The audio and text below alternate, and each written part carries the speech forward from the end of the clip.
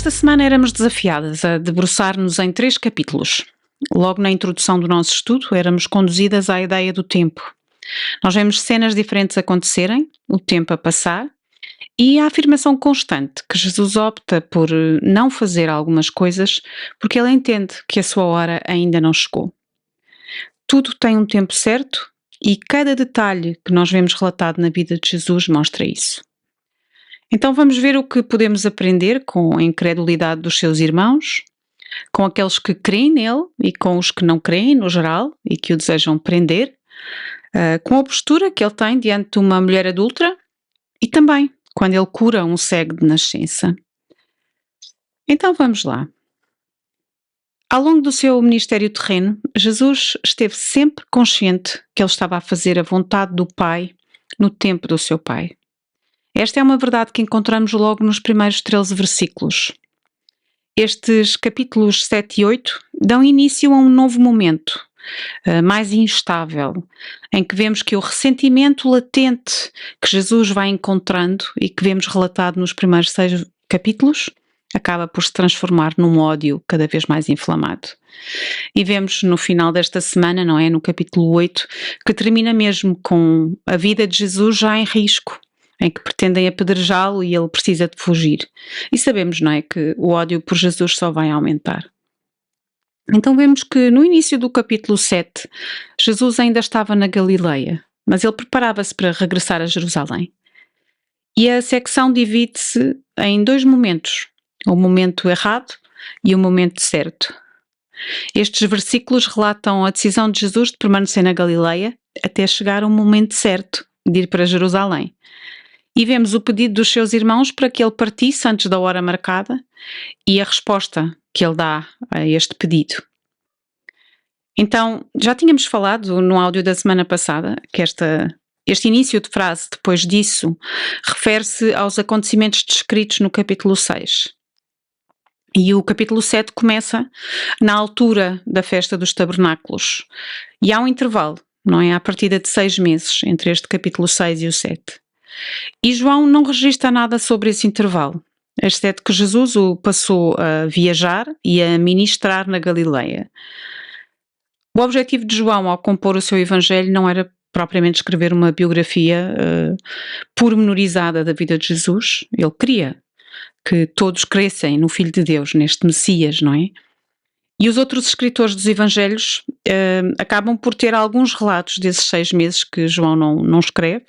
E vemos, se consultarem Mateus e Marcos em particular, que Jesus viaja durante este tempo por toda a Galileia, até Decápolis, que fica a sudeste, e durante esse tempo ele realiza milagres, curas, expulsão de demónios e alimenta multidões.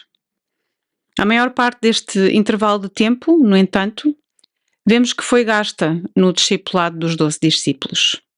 O Senhor ensina-os exaustivamente, prepara-os para a rejeição que vai vir sobre ele, para a sua morte e para a sua ressurreição. E também revela ao seu círculo mais íntimo, que era Pedro, Tiago e João, um vislumbre da sua glória, na célebre cena da Transfiguração. Os comentaristas fazem a referência de que o facto de Jesus ter passado apenas 2 dias com a grande multidão, que é mencionada no capítulo 6,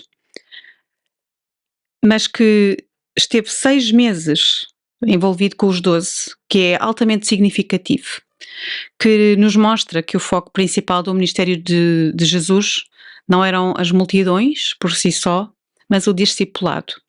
Ele dedica o seu tempo e esforço a um pequeno grupo de homens que iriam continuar o seu ministério depois dele ir embora. Então vemos que a igreja cristã é em grande medida o legado desses 11 homens, não é? Mais Matias, que seguiram o mandamento de Jesus de discipular fielmente os seus seguidores, que discipularam outros e assim por diante ao longo dos séculos até aos nossos dias. E aqui um parênteses, não é? Lembrar que o discipulado também deve ser uma prioridade da igreja. O Senhor não comissionou a igreja para atrair grandes multidões, mas simplesmente para ir, viver e fazer discípulos. E vemos até nas cartas de Paulo, quando ele encarrega o jovem pastor Timóteo, não é? Aquilo que ouviste de mim na presença de muitos, vai e confia a homens fiéis que sejam capazes de ensinar também a outros. Vemos que a medida do sucesso de uma igreja não é o tamanho da congregação, mas a profundidade do seu discipulado. E para além de Jesus discipular os 12, ele também permanece na Galileia e não vai para a Judeia, porque os judeus estavam constantemente a tentar matá-lo. Estes sentimentos de hostilidade já tinham chegado ao ponto de os chefes judeus que queriam Jesus morto, não é? E Jesus sabia que ainda não era o momento do plano de Deus se concretizar, não é? De ir até à morte. Então, aqui nestes pequenos impasses em que Jesus foge, ele não estava a evitar a morte, não é? Ele estava a cumprir o plano do seu Pai. Ainda não era o tempo. Há uma frase de João Calvino acerca disto que gosto muito, que diz que, embora Cristo tenha evitado perigos, ele não se afastou nem um pouco do curso do seu dever. Então Jesus foge temporariamente até ao momento em que se entrega. Esta festa dos tabernáculos era uma das 3 a que todos os judeus deveriam assistir. E os irmãos de Jesus presumiram que ele em breve deixaria a Galileia e ia também para celebrar esta festa. Então desafiam-no a ele ir e fazer os seus milagres abertamente. Jerusalém seria um grande palco durante esta festa, então seria evidente que todos na Galileia, na Judeia, veriam o que ele estava a fazer. Era uma oportunidade imensa. E há quem ache, também nos comentários que consultei, que estas abordagens dos irmãos podem ter tido uma dupla motivação. Talvez eles quisessem ver Jesus a fazer milagres para poderem decidir por si próprios se as obras de Jesus eram de facto genuínas ou não, ainda a lutar com a fé, não é? E provavelmente estavam à espera de um Messias político, como aquela multidão que estudámos na semana passada. A prova de fogo de Jesus seria em Jerusalém. Jerusalém era o centro político de Israel e não na Galileia. E se as autoridades de Jerusalém aprovassem Jesus, os seus irmãos também podiam descansar, não é? Seria bom para eles. E eles há assim uma espécie de desafio que eles fazem a Jesus quando eles dizem: porque ninguém faz nada em segredo. Se queres ser conhecido publicamente, tens que fazer publicamente, não é? É mais ou menos isto que eles dizem. E isto de facto teria todo o sentido se Jesus quisesse ser aquele Messias, aquele rei político que alguns procuravam. Então parece que há aqui uma inconsistência, não é? Jesus tem estas pretensões, afirma, mas ao mesmo tempo ele recolhe-se e parece que quer permanecer fora do foco. Nós vemos mais tarde que os irmãos de Jesus vêm a compreender completamente a sua missão, não é? Mas neste momento vemos como a dúvida e a incredulidade reinam. A nota de rodapé de João, que diz que, pois nem mesmo os seus irmãos acreditavam nele, explica porque é que eles falaram com Jesus desta forma. No início do seu ministério, a incredulidade deles tinha-os levado a pensar que ele tinha perdido o juízo. Já vimos isso. Então, os corações deles ainda estavam a ser trabalhados, ainda não, toda a verdade ainda não tinha ainda sido absorvida, compreendida. Ia ser necessário, de facto, que Jesus morresse e ressuscitasse para serem completamente persuadidos de quem ele era, o Filho de Deus. Então, ao adiar a sua partida, e os irmãos foram para a festa, Jesus vai a Jerusalém em segredo. Não é? Neste tempo as pessoas iam em grupos, em caravanas. E Jesus escolhe não ir e não se expor desta forma. E de acordo com o versículo 14, Jesus só chegou a Jerusalém a meio da festa. Então quando ele deixou a Galileia, na verdade a maior parte das pessoas já estavam em Jerusalém. As estradas, os caminhos estavam relativamente desertos, não é? Tinha toda a gente ido para o mesmo lugar. Então Jesus, ao fazer isto, ele evita assim uma publicidade que ele não quer ter, alguma atenção que poderia ter levado a um confronto prematuro com os líderes judeus. Entretanto, os acontecimentos em Jerusalém confirmam a sensatez de Jesus em ter esta precaução. João observa que os judeus o procuravam na festa e se perguntavam onde é que ele está. E estes judeus, não está a falar das pessoas comuns das multidões, está a falar dos líderes judeus, não é? Que o queriam matar. Os líderes também não eram os únicos a discutir Jesus na sua ausência. Havia, assim, muita murmuração e desacordo entre as multidões, não é? Uns diziam, ele é um homem bom, outros diziam, não, ele anda aqui a desviar o povo, ele anda a dizer verdade, anda a dizer mentiras. Então, era claro que as autoridades rejeitavam Jesus, mas o Sinédrio, não é? Ainda não tinha emitido, assim, um juízo oficial sobre ele. Então, as pessoas, apesar de terem estas opiniões, elas iam guardando as suas considerações, não falando nem a favor nem contra, um pouco à espera de saber qual é que ia ser esta reação oficial, pública, a esta personagem, Jesus. Em todo o caso, as multidões não queriam contradizer os seus líderes religiosos, não é? As consequências de fazer podiam ser muitas. E as pessoas não queriam estar expostas a isso. Então, como ilustra este relato do Evangelho, Jesus seguiu na perfeição o planeamento do seu Pai. Ele cumpre a vontade de Deus exatamente como Ele deseja. E para nós, somos chamados a questionar os verdadeiros seguidores de Cristo, também devem ter esta capacidade de seguir a vontade de Deus, que nos é dada através da sua palavra, na companhia que temos com o Espírito Santo. A palavra de Deus informa-nos, a nós os crentes, sobre qual é a sua vontade, e o Espírito que habita em nós dá-nos o poder para obedecer a esta vontade com alegria, que é o que nós vemos que Jesus tem. Então, de seguida, nós vemos que as afirmações de Jesus provocam diferentes reações. Por um lado, alguns acreditavam nele, não é? Já vimos isso. João Batista tinha-o proclamado como o Cordeiro de Deus que tirou o pecado do mundo. Filipe tinha dito a seu respeito: encontramos aquele de quem escreveram Moisés, na lei e também os profetas, é o Jesus de Nazaré, filho de José. Natanael tinha dito: Rabi, tu és o Filho de Deus, tu és o Rei de Israel. E muitos, vimos também, na aldeia samaritana, Sicar, acreditaram nele, dizendo: sabemos que este é verdadeiramente o Salvador do mundo. E vimos também que aquele oficial gentil acreditou nele, juntamente com a sua família. Na semana passada, a falar em nome dos 12, Pedro diz a Jesus: nós acreditamos e conhecemos que tu és o Santo de Deus. Mas também vimos que no final do capítulo 6, Jesus afirma: mas há alguns de vocês que não creem. Ele sabia que desde o princípio quem cria e quem o havia de trair.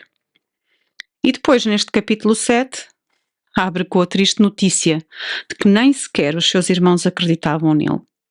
É interessante ver que Jesus não se deixa intimidar, ou abater, ou entristecer pela incredulidade com que ele tem que lidar, até dos seus mais próximos, como os irmãos, mas pelo contrário, ele continua incansavelmente a confrontar todas as pessoas com quem se cruza, com as suas afirmações acerca de quem ele é e com as promessas para quem acredita em quem ele é.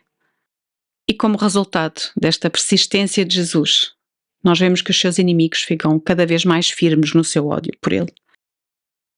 Jesus chega à meio da festa, já vimos, e há quem na multidão o acuse de estar possuído de demónio. Nesta altura, Jerusalém estava repleta de peregrinos, de pessoas que vinham de todos os lugares.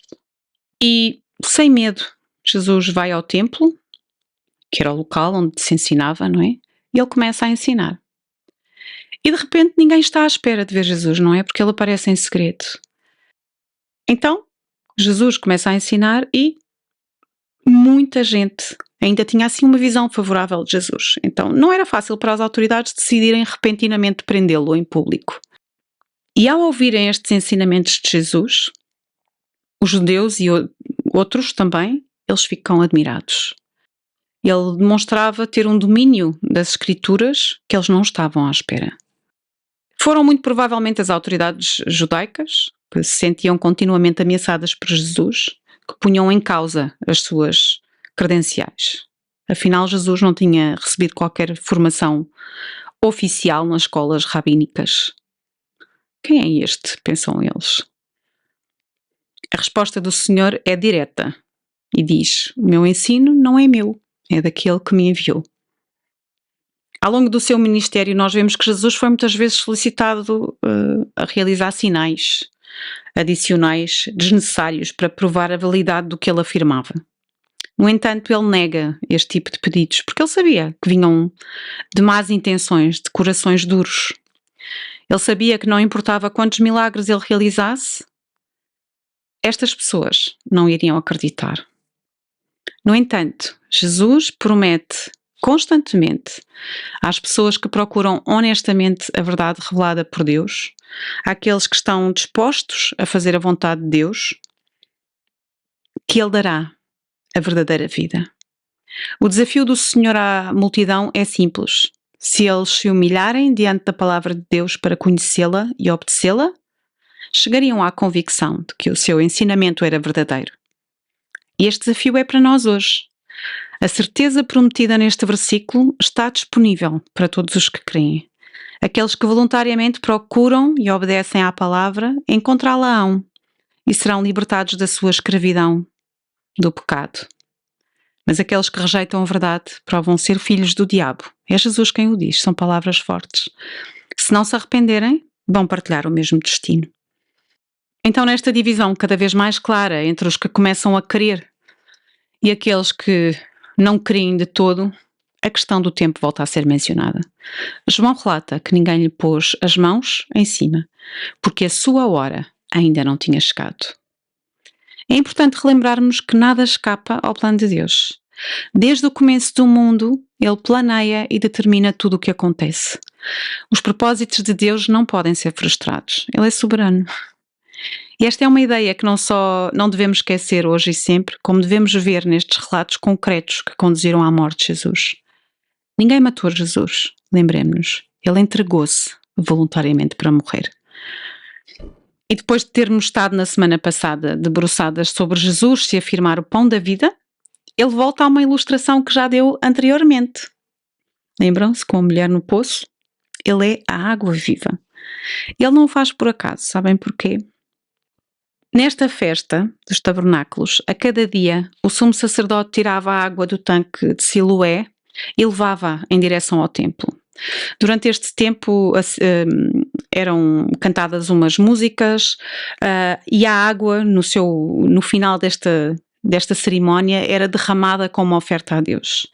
E é neste contexto que Jesus diz estas palavras: se alguém tem sede, venha a mim e beba. E João explica no versículo 39 que esta analogia refere-se ao Espírito, que nós sabemos que vai ser dado mais tarde aos crentes no dia de Pentecostes. E, mais uma vez, vemos como uns creem e outros não. E João diz: ninguém lhe pôs as mãos. E é interessante que vemos entre as hesitações de todos nesta fase que surge um nome com que nós lidamos no início do nosso estudo: Nicodemos. E aqui Nicodemos, ele não defende abertamente Jesus, não é? Ele levanta questões acerca da legitimidade de quererem agir com Jesus como agem. Interessante vermos como Nicodemos está numa caminhada de aproximação da fé, resultado do seu encontro com Jesus. E sabemos que mais tarde ele torna-se um verdadeiro discípulo. Avançando para o capítulo 8, vemos que Jesus se encontra novamente a ensinar no templo e há uma mulher que é trazida a Jesus porque, dizem eles, foi apanhada em flagrante adultério. E sabemos que a lei ditava pena de morte para quem cometia este crime. A questão aqui é: ela foi apanhada em flagrante adultério, ok? E onde é que está o homem com quem ela foi apanhada? Mas ninguém sabe, não é? Torna-se óbvio que o objetivo destes homens é acusar Jesus e apanhá-lo em transgressão. Jesus não questiona a veracidade destas afirmações, nem se pronuncia sobre o pecado da mulher, mas devolve a responsabilidade para eles. Ok, então a pena é apedrejamento. Todos aqueles que nunca pecaram podem começar a atirar as pedras. Reparem que a resposta de Jesus, ele não minimiza a culpa da mulher. Ele não nega a pertinência da lei. Ele confronta estes homens, expondo a incapacidade de serem eles os justos juízes da mulher. E sabemos, não é? Depois de ouvirem isto, escribas e fariseus começaram a sair um a um. Os comentaristas mencionam que alguns manuscritos acrescentam assim: condenados pela sua consciência. Faz todo sentido, não é? O facto de os acusadores terem saído, e dizem começando pelos mais velhos, que também dá uma visão interessante da natureza humana. Que talvez estes mais velhos tenham sido os primeiros a perceber que tinham sofrido uma derrota humilhante, mas também é possível que estivessem mais conscientes dos seus pecados, tinham mais pecados para recordar. Ironicamente, os que vieram para envergonhar Jesus saem envergonhados. E os que vieram para condenar a mulher saem condenados. Infelizmente, a sua acusação e sentimento de culpa não os leva ao arrependimento ou à fé em Cristo. Na verdade, é como tal, como muitos que ouvem, sentem esta verdade, o peso da condenação, mas que endurecem o seu coração e afastam-se da verdade. Não estão abertos ao perdão do Evangelho. E nós? Pergunto, estamos onde? Será que nós estamos prontas a reconhecer o nosso pecado, a confessá-lo, a receber perdão? Ou estamos mais do lado daqueles que apontam o dedo e questionam os pecados dos outros? Acho que é uma questão a refletirmos. Depois da partida dos escribas e dos fariseus, Jesus fica sozinho com a mulher. Ela permanece ali no centro do pátio. O texto não diz se a multidão restante que estava a ouvir os ensinamentos de Jesus, não é? Antes disto acontecer, se foi embora, não sabemos. Quer Jesus esteja sozinho com a mulher ou haja outras pessoas a assistir, esta narrativa centra-se neles dois, não é? E pela primeira vez alguém dirige-se à mulher. Jesus estava a escrever no chão, não sabemos o quê, e Jesus levanta-se e diz-lhe: onde é que eles estão? Ninguém te condenou? Ninguém te atirou nenhuma pedra? Aliás, ele usa: mulher, onde estão eles? E nós já tínhamos visto antes, não é? No episódio de Jesus com a sua mãe e também no Poço, que este termo mulher era uma forma respeitosa, educada, de se dirigir a uma mulher. E sem os seus acusadores, não restava ninguém para condenar, não é? Jesus diz: eu também não te condeno. Vai, de agora em diante, não peques mais. E Jesus podia atirar a primeira pedra, não era? Afinal, ele nunca tinha pecado. Mas Jesus estende-lhe o seu perdão. Mas é importante lembrarmos que ter o perdão não é uma licença para pecar, não é? Muitas vezes é dado aquele argumento que Jesus deu com todos, com mulheres adúlteras, com pecadores. Jesus não condena esta mulher, mas ele dá-lhe uma instrução específica. Abandona a vida que estás a ter.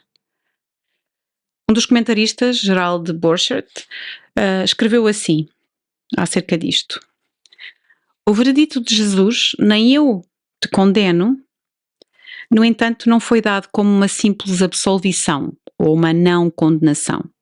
O veredito foi de facto uma ordem rigorosa para que ela vivesse a partir daquele momento de forma muito diferente, para que ela não pecasse mais.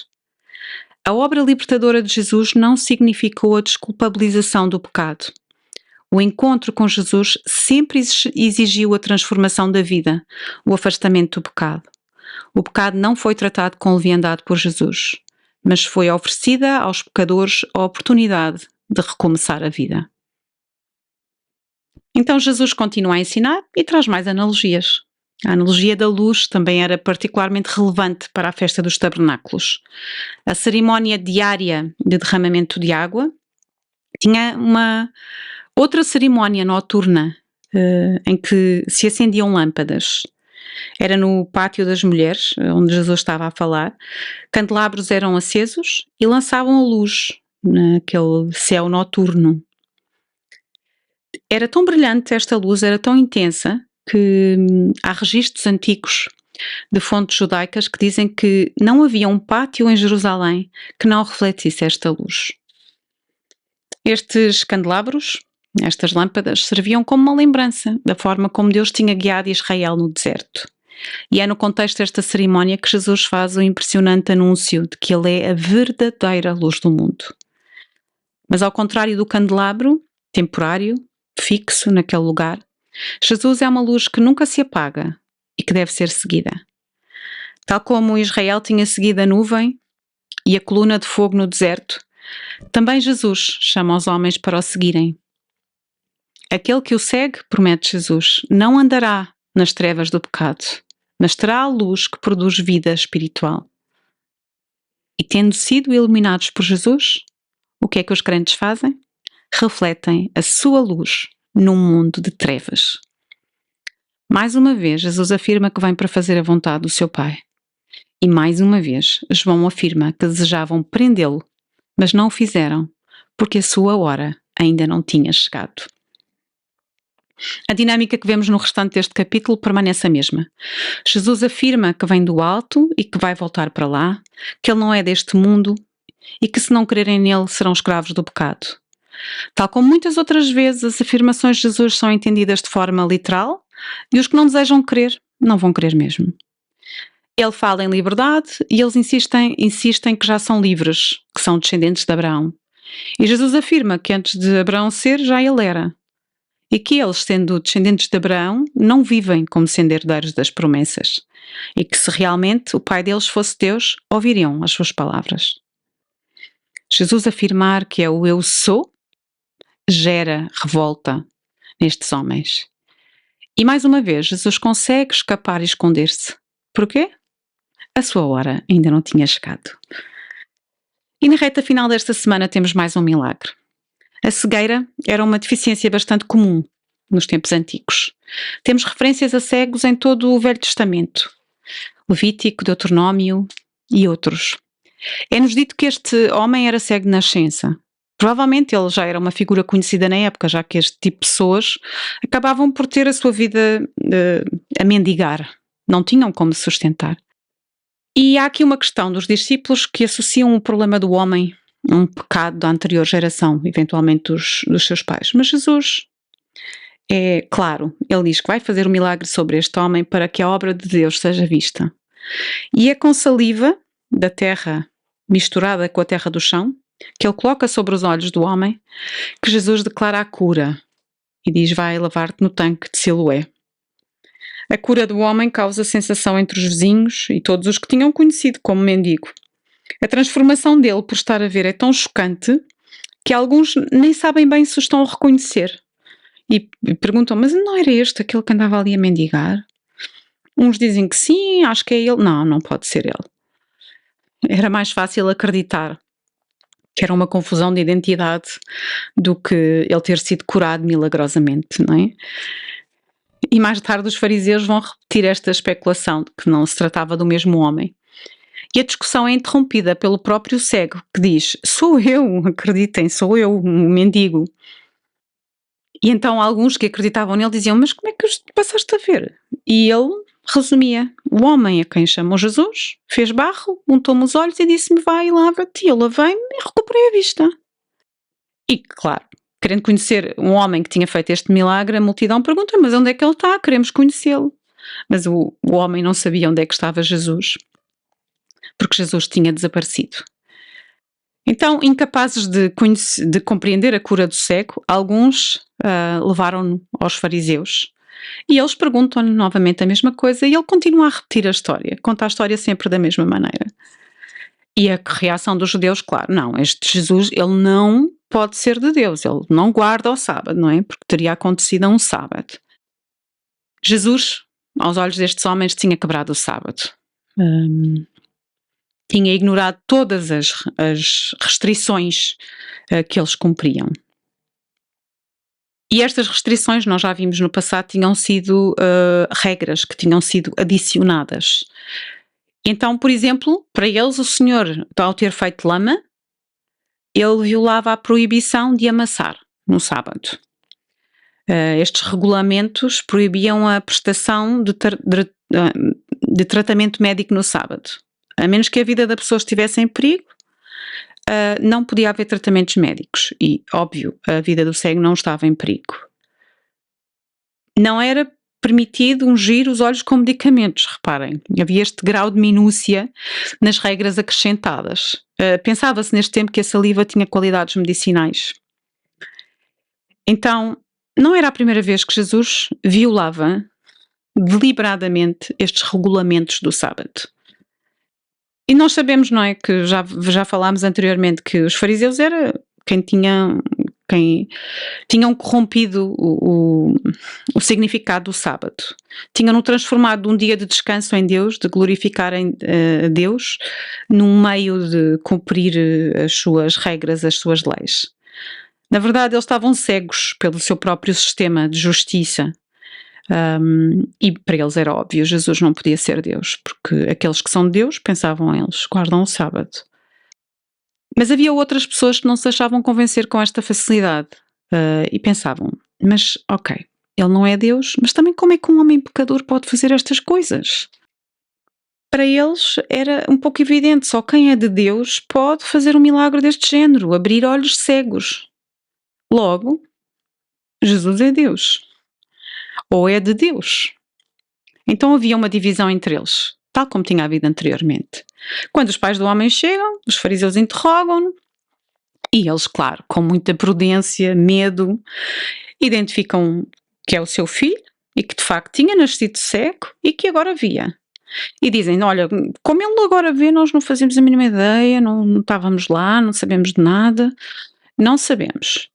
E depois, para evitarem assim qualquer interrogatório ou terem de ser responsabilizados, dizem, olha, fala com ele, não é? Falem com ele é maior de idade, perguntem-lhe. E os pais do homem sabiam, não é? Que era Jesus quem tinha curado o filho. E se não soubessem, não havia razão para eles terem medo, não é? Então, depois do filho ter sido identificado e continuam a não querer acreditar nas afirmações de Jesus, os fariseus. Queriam que o homem curado se juntasse a eles nessa incredulidade. E desafiam-no, dá glória a Deus. Este homem Jesus, ele não é bom, ele é um pecador.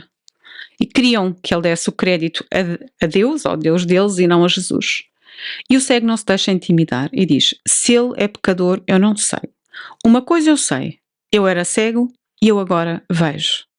Ele ignora e declara a verdade, sem qualquer tipo de hesitação. Jesus tinha-o curado definitivamente. Não havia dúvidas acerca disso. Então, sem poderem continuar com este argumento, os fariseus começam a repetir o mesmo assunto que já tinham dito anteriormente. Fazem a pergunta, o que é que ele te fez? Como é que te abriu os olhos? E estavam sempre à espera, não é? Que o homem de alguma forma se contradissesse ou adicionasse alguma coisa que fosse relevante para condenar Jesus. E o homem fica cansado, exasperado com estas perguntas repetidas e diz, olha, eu já vos disse, vocês não me ouvem. Por que é que vocês querem ouvir outra vez esta história? Ele não via qualquer interesse em repetir o testemunho e com razão, não é? Ele sabia que obviamente não iam acreditar nele.